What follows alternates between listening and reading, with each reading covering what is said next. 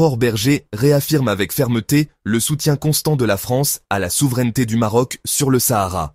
En déplacement officiel au Maroc, la ministre française des Solidarités et des Familles, Aurore Bergé, a réitéré ce que les diplomates français qualifient désormais de « position claire, constante et sans équivoque » de la France sur la question du Sahara. Devant des responsables marocains, la ministre a tenu à rappeler que Paris soutient pleinement le plan d'autonomie marocain, proposé en 2007 comme base sérieuse, crédible et réaliste pour une solution politique durable aux différends régionaux autour du Sahara. Cette déclaration ne s'inscrit pas seulement dans le registre protocolaire. Elle survient à un moment où les relations entre le Maroc et ses partenaires européens connaissent une intensification diplomatique sans précédent, notamment autour des grands enjeux de sécurité régionale, de coopération énergétique et de stabilité méditerranéenne. Le plan d'autonomie marocain. La pierre angulaire du soutien international. Depuis sa présentation en 2007 devant les Nations Unies, le plan marocain d'autonomie est largement perçu par la communauté internationale comme la seule voie pragmatique pour clore un conflit vieux de plusieurs décennies. Le projet propose une autonomie élargie pour les provinces du Sud dans le cadre de la souveraineté du Royaume du Maroc, avec des garanties constitutionnelles, juridiques et administratives solides. Pour la France, ce plan s'inscrit pleinement dans la légalité internationale et dans la dynamique de paix et de compromis portée par le Conseil de sécurité de l'ONU. Aurore Bergé a réaffirmé cet engagement en soulignant que la position française sur le Sahara est intangible et fondée sur la reconnaissance des efforts sérieux et crédibles du Maroc. La réaffirmation du soutien français intervient dans un contexte marqué par l'agitation diplomatique de l'Algérie, qui multiplie les initiatives pour faire avancer l'agenda du front séparatiste du Polisario. Alger, principal soutien politique, militaire et financier de ce mouvement, cherche à peser sur les rapports de force régionaux en alimentant la division, l'instabilité et l'hostilité envers le Maroc. Dans ce climat de tension, la clarté de la position française constitue un signal fort adressé aux autres capitales européennes et africaines. Le Maroc est un partenaire fiable, stable et essentiel pour la paix dans la région. Cette reconnaissance s'aligne également sur les évolutions observées ces dernières années, notamment en Espagne, en Allemagne, en Belgique, aux Pays-Bas et en Hongrie, qui ont tous, à divers degrés, affiché leur appui au plan d'autonomie marocain. Au-delà de la question du Sahara, Aurore Bergé a profité de son déplacement pour saluer la qualité exceptionnelle des relations franco-marocaines, qui couvrent de nombreux domaines économiques, culturels, social, éducatifs et sécuritaires. La coopération sociale et familiale, notamment autour des droits des enfants, de l'inclusion des personnes vulnérables et des politiques publiques de solidarité. Le partenariat culturel, avec un accent mis sur les échanges éducatifs, universitaires et artistiques entre les deux pays. Le rôle crucial du Maroc dans la gestion des flux migratoires et la préservation de la stabilité au Sahel et en Afrique de l'Ouest.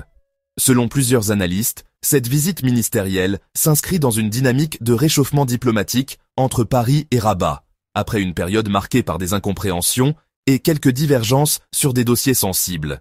Les deux capitales semblent désormais engagées dans une logique de reconstruction stratégique avec pour point de convergence commun la reconnaissance de la centralité du Maroc dans les équilibres euro-méditerranéens. Si la position française est déjà très claire sur le soutien au plan d'autonomie, certains experts s'interrogent désormais sur la possibilité d'une reconnaissance formelle et explicite de la souveraineté marocaine sur le Sahara, comme cela a été le cas pour les États-Unis en 2020, sous l'administration Trump.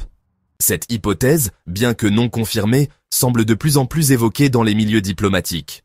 Une telle décision constituerait un tournant décisif dans la politique étrangère française, mais elle s'inscrirait aussi dans la tendance internationale à légitimer la solution marocaine comme seule alternative viable dans un contexte où les thèses séparatistes perdent en crédibilité et en soutien diplomatique. En résumé, Aurore Bergé affirme le soutien intangible de la France au plan d'autonomie marocain. Coopération bilatérale renforcée, tensions régionales avec l'Algérie, réalignement stratégique de la France, soutien à une solution politique durable sous l'égide de l'ONU. Confirme le rôle du Maroc comme acteur central dans la stabilité régionale.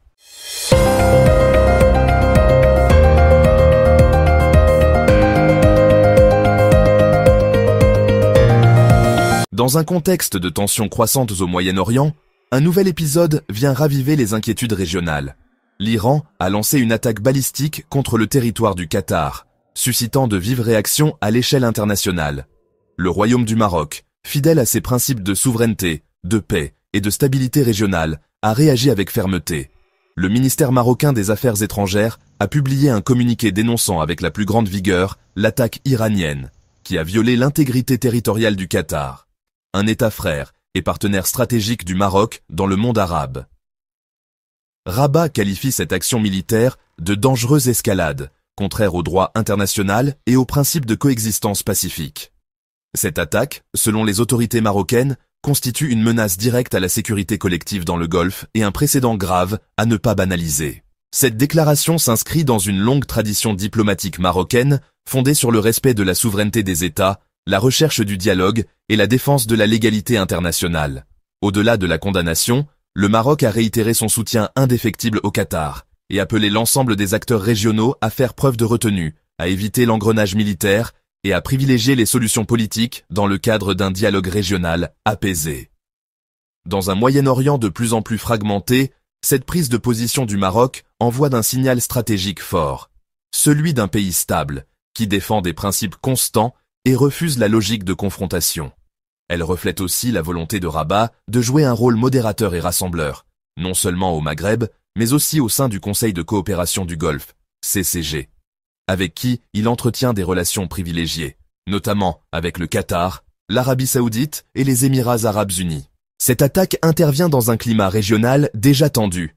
Rivalité irano-saoudienne, instabilité en Irak et au Yémen, tensions en mer d'Oman, crise humanitaire à Gaza. L'agression contre le Qatar pourrait provoquer une recomposition des alliances, où les positions de chaque acteur, y compris celle du Maroc, prennent une valeur hautement symbolique et stratégique. En condamnant cette attaque, le Maroc ne se contente pas de réagir, il affirme sa vision, celle d'un monde arabe plus solidaire, d'un Moyen-Orient moins polarisé, et d'une diplomatie fondée sur la paix, la souveraineté et la stabilité. Reste à voir si cette voix modérée sera entendue, et si la communauté internationale saura imposer le retour au dialogue dans une région au bord de l'embrasement. Le Maroc exprime sa volonté de contribuer à la reconstruction des territoires placés sous souveraineté azerbaïdjanaise, Bakou, Rabat, 24 juin 2025. Dans le cadre du renforcement des relations bilatérales entre le Royaume du Maroc et la République d'Azerbaïdjan, les autorités marocaines ont exprimé leur disposition à participer aux efforts de reconstruction dans les territoires récemment réintégrés sous l'autorité nationale azerbaïdjanaise. Cette annonce, saluée par la partie azerbaïdjanaise, intervient dans un contexte de consolidation des liens politiques, économiques et culturels entre les deux pays, liés par une coopération dynamique et un dialogue diplomatique régulier. Une coopération maroco-azerbaïdjanaise en expansion. Le Maroc et l'Azerbaïdjan entretiennent des relations solides, fondées sur le respect mutuel de la souveraineté nationale et de l'intégrité territoriale. Le soutien du Royaume aux efforts de développement et de stabilisation dans les régions libérées s'inscrit dans la vision du Maroc d'une diplomatie solidaire et proactive, notamment à l'égard des pays partenaires en Eurasie et dans l'espace post-soviétique. Les contributions envisagées pourraient concerner les infrastructures, la planification urbaine, l'éducation ou encore la préservation du patrimoine culturel dans le respect des priorités fixées par le gouvernement azerbaïdjanais. Une diplomatie de solidarité et d'engagement. Cette initiative illustre la volonté du Maroc d'apporter son expertise dans des projets de reconstruction post-conflit, en s'appuyant sur l'expérience accumulée dans plusieurs régions du continent africain, du Moyen-Orient et d'ailleurs. Elle s'inscrit également dans la stratégie marocaine de diversification des partenariats internationaux, qui accorde une attention croissante à l'espace eurasiatique et caucasien, où Bakou joue un rôle stratégique. Perspective. La mise en œuvre de cette coopération pourrait donner lieu à des visites ministérielles bilatérales, des accords techniques et des missions d'évaluation conjointes dans les mois à venir. Les deux parties se sont engagées à poursuivre leur coordination dans les enceintes internationales et à renforcer leur collaboration dans les domaines de l'énergie, du commerce, de la culture et de la formation.